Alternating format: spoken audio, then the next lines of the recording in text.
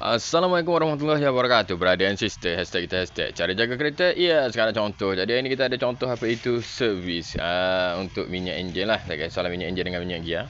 Okey, ni contoh dia minyak gear. Tak kisahlah kau nak beli brand mana pun tak ada masalah. Okey, yang ni untuk model Pro 2. Okey, sama juga dia cerita dia. Nak tukar minyak enjin dia pastikan ada filter. Pun tak kisah juga mau nak pakai original ataupun yang mana-mana. Tak ada masalah, tiada paksaan dalam kategori menggunakan mana-mana. Okey, termasuklah menggunakan minyak enjin. Sama ada mu nak guna semi sintetik ke fully sintetik ke, bergantung pada jenis kenderaan ataupun jenis enjin anda dan juga tahap umur kenderaan anda.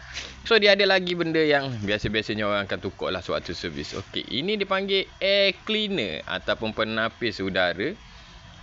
Yang ni pun biasa-biasanya kalau dah nampak berat-berat sangat, gelap-gelap dan ni biasanya boleh tukar. So harga dia pun murah, tak ada mahal mana. So yang ni yang berada di dalam kabin aircon. Okey, so kat ni benda ni akan ada dekat bawah kat dalam dashboard. Okey, membuka je drawer tu. So bolehlah nampak benda ni. Dia tutup sikit.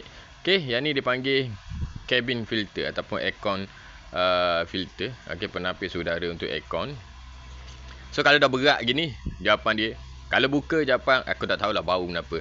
Jadi yang ni pun murah, bolehlah tukar sekali. Jadi selamat menservis kenderaan anda. Bulat brother and sister.